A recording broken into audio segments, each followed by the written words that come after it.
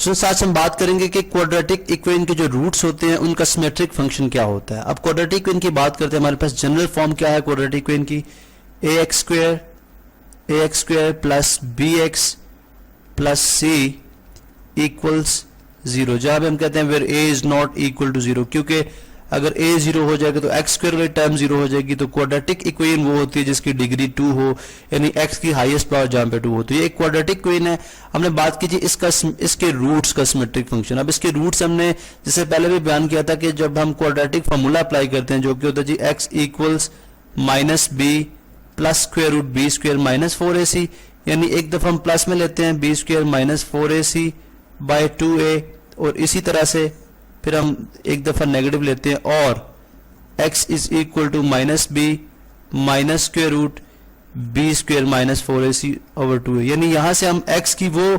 कीमतें वो वैल्यूज मालूम करते हैं जिससे हमारे पास x जो है वो right hand side left hand side बराबर आता है। यानी इस इक्वेशन को सॉल्व करेंगे तो हमारे पास x की दो कीमतें आएंगी। अब हमने फिर भी ये बोला कि हमने बोला जी एक वैल्यू को हम लेट से इसको हम क्या देते हैं अल्फा और इसको हम क्या देते हैं बीटा। अगर अल्फा और बीटा दो रूट्स हैं और हम यहाँ पे एक फंक्शन बनाते हैं, ठीक है, फंक्शन बनाते हैं। फंक्शन क्या है आप अच्छी तरह से जानते हैं। फंक्शन हमने बना लिया अल्फा बीटा। अब हम देखते हैं कि अगर हम alpha beta is equal to alpha square plus beta square हो, ठीक है, तो फिर सिमेट्रिक फंक्शन इसका क्या होगा, यानी अल्फा बीटा का सिमेट्रिक फंक्शन क्या होगा। देन हम इस तरह से कह सकते हैं कि अगर मैं एक फंक्शन में अल्फा बीटा को रिप्लेस कर दूं, यानी अल्फा की जगह बीटा फर्स्ट एलिमेंट, यानी इसमें देखें अगर आप तो x अल्फा है और y जो है वो बीटा है। अब अगर मैं x पे बीटा ले आऊं और y पे अल्फा ले जाऊं तो मेरे पास ये फंक्शन बन जाएगा बीटा और अल्फा। तो मतलब क्या हुआ कि अब मैं अल्फा की जगह बीटा पुट करूंगा, तो यानी यहाँ पे मेरा अल्फा x अल्फा रिप्रेजेंट कर रहा है x को, बीटा रिप्रेजेंट कर रहा है y को, यानी एब्सिस्टन कोऑर्डिनेट की फॉर्म में, यानी जिसमें हम डोमेन और रेंज की बात करते थे, ठीक है, x और y। तो अब इसमें बीटा की जगह मैं अल्फा स्क्वायर की पुट करूंगा। अब अल्फा बेसिकली हमारे पास जो एब्सिसा है वो जो डोमेन है वो x स्क्वायर की फॉर्म में है, तो मैं लिखूंगा जी बीटा का स्क्वायर, और इसी तरह से अल्फा बीटा स्क्वायर जो है वो अल्फा के इक्वल है, तो ये आ जाएगा अल्फा स्क्वायर। चूंकि अगर आप देखें तो पहले अल्फा अल्फा के इक्वल था, बीटा बीटा के था, अब बीटा जो है वो अल्फा के हो गया इक्वल, ठीक है, और अल्फा जो है वो बीटा के हो गया, तो इसलिए beta square plus alpha square आ गया। अब हम देखते हैं कि क्या ये दोनों जो वैल्यूज हैं वापस में इक्वल है। हम जानते हैं सिमेट्रिक प्रॉपर्टी में हमने पढ़ रखा था कि जो एडिशन होती है, यानी a प्लस बी जो है वो इक्वल होता है b प्लस a के। इन अदर वर्ड्स हमने बात की थी 5 प्लस 6 जो है वो बराबर होगा 6 प्लस 5 के, बिकॉज दोनों केसेस में 11 इक्वल्स 11 ही आएगा। इसी तरह अब alpha square plus beta square और beta square plus alpha square, इसको मैं लिख सकता हूं alpha square plus beta square. उसकी रीजन क्या है, इसकी रीजन है जी since alpha square plus beta square जो है वो इक्वल होता है beta square plus alpha square. किस प्रॉपर्टी के तहत, सिमेट्रिक प्रॉपर्टी के तहत। तो यहां से प्रूफ हुआ कि अगर मैं अल्फा बीटा को चेंज करता हूं, यानी इसके मैं फंक्शन में जो इसके रूट्स हैं उनको मैं तब्दील करूं, ठीक है, तो मेरे पास अगर दोबारा से वही जो है इक्वेशन बन जाए या दोबारा से हमारे पास वही फंक्शन आ जाए तो हम बोलेंगे जी कि वो उसका क्या होगा, सिमेट्रिक फंक्शन होगा। तो यहां पे हम ये बात कर सकते हैं कि अल्फा बीटा का alpha square plus beta square एक सिमेट्रिक फंक्शन है, यानी इसमें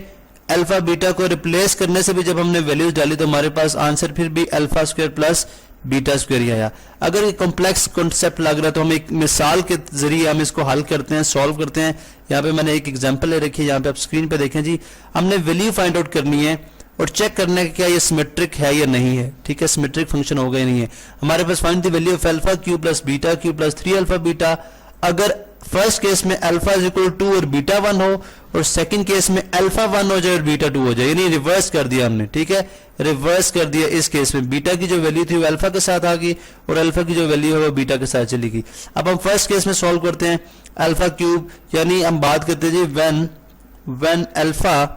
इज इक्वल टू 2 है और बीटा इज इक्वल टू 1 है, यानी फर्स्ट केस। तो उस केस में alpha cube plus beta cube की वैल्यू, यानी मैं लिखूं जी alpha cube plus beta cube plus 3 alpha beta किसके इक्वल आएगा, यहां पे अल्फा की जगह 2 का स्क्वायर प्लस सॉरी ये क्यूब था जी, यहाँ पे हमारे पास ये क्यूब है, इसको हम प्रॉपर दोबारा से रब कर लेते हैं और इसको दोबारा से लिखते हैं। ये क्यूब की बात हम कर रहे थे तो ये हमारे पास आ जाएगा क्यूब, तो अल्फा क्यूब और इसी तरह से plus beta cube plus 3 alpha beta, यहाँ पे आ जाएगा जी 2 का क्यूब। यहाँ पे फिर हम इसको भी सेट करते हैं बिकॉज ये भी क्यूब था, इस स्क्वायर को भी हम क्यूब में कन्वर्ट करते हैं। तो 2 का क्यूब, इसका मतलब ये हो गया जी 2 का क्यूब यहाँ पे आ गया। उसके बाद बीटा 1 है तो 1 का cube plus 3 into alpha 1 alpha 2 और बीटा 1,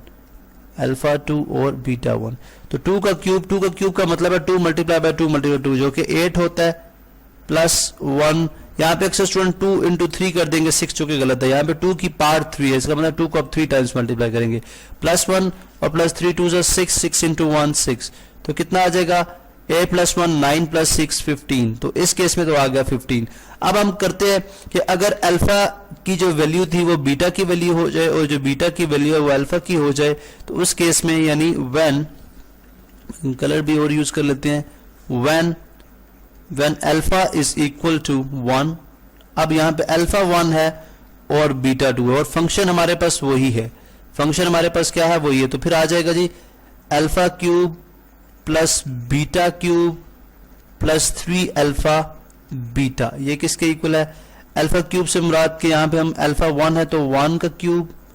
उसके बाद बीटा 2 है तो 2 का cube plus 3 into alpha 1 beta 2, तो 1 का क्यूब अगेन 1, 2 का क्यूब 8, बल्कि यहाँ पे हम थोड़ा सा स्क्रीन को ड्रैग डाउन करते हैं, 1 प्लस इक्वलिटी का साइन भी जी, 1 प्लस 2 का क्यूब 8, 3 1 are 3 और 3 इंटू 2 6,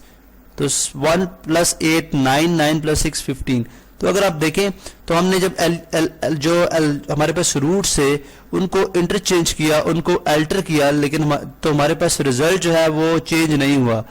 जब हमने रूट्स को तब्दील किया तो रिजल्ट तब्दील नहीं हुआ, तो लिहाजा मालूम हुआ कि जो a cube plus b cube plus 3 alpha beta है ये सिमेट्रिक फंक्शन है किसका, अल्फा बीटा का। अल्फा बीटा का क्या हुआ, ये सिमेट्रिक फंक्शन है क्योंकि अल्फा बीटा की जो यानी वो जो रूट्स है जब हम उनको तब्दील करके जो इस फंक्शन के अंदर पुट करके सॉल्व किया तो दोनों सूरतों में हमारे पास जवाब एक जैसा आया। तो पता चला कि तमाम वो फंक्शंस जिनमें अगर हम अल्फा बीटा की वैल्यू चेंज करके अल्फा की बीटा को और बीटा की अल्फा की वैल्यू रख के अगर हम सॉल्व करें तो हमारे पास आंसर एक जैसा है, वो उस अल्फा बीटा का सिमेट्रिक फंक्शन कहलाएगा।